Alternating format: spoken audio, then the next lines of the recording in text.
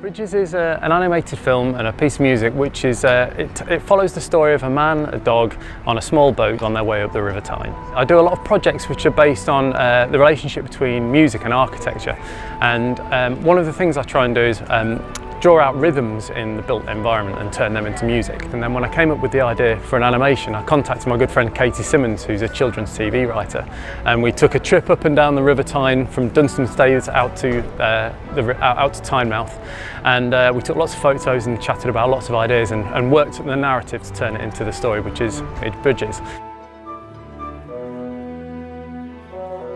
On the visual part of the project, I've been working really closely with the team at Novak, and they've been developing the design and animation from some initial draft ideas about something that responds to traditional printmaking techniques, but turning that into something that's very contemporary and uses digital tools to create something that's hopefully very tangible and something that's quite appealing on the eye. Ed had some quite distinct ideas about how it would look aesthetically in that, so this lino cut look. So he had lots of references, which was really good, but then it was our role to kind of take these ideas, these sketches and reference images and translate them into an actual 3D objects in an environment. So we've essentially built the entire quayside, virtually from the Tynemouth to the Dunstanstaithes and everything in between, including things like the Sage, the Baltic, obviously all 7 bridges, so we sort of thing, and so we built all those 3D models and textured them all so they were in fitting with what Ed's vision was. What we've done with the animation is obviously responding to Ed's music. As part of the story is that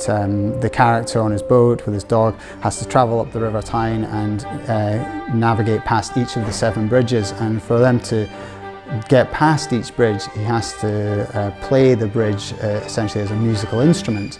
There's no spoken narrative throughout the film, and so the entire story is told by the visual process and the orchestra themselves. The music I've written is based on the structures of the bridges and the rhythms that are sort of within the architectural form, and so that score has been handed over to Royal Northern Sinfonia and conductor Timothy Burke, and they've been working to really bring those bridges to life and turn the characteristics of them into their own melodies. So each character has its own sound. For example, the man's melody is played on bassoon, the dog is on oboe, there are 7 kittiwakes who fly around and their melodies are played on flute. So it really is an integrated thing where there isn't a primacy of the visual or the sonic aspect. They have to come together to really tell this story. It's been a real challenge, but it's really exciting to be part of the Great Exhibition. It's really important to us to be part of it as part of, as I say, this is our home city. And to create a piece of work unlike anything we've done previously. It's really exciting to be working with Sage Gateshead on this project for Exhibition of the North. Obviously the project is something it's so local. It follows a story from Tynemouth up past this stretch of the bridges up to an incident at Dunstanstaithes, and just working on a project within the context of the Great Exhibition of the North is it's really rewarding. We're really excited to show the film.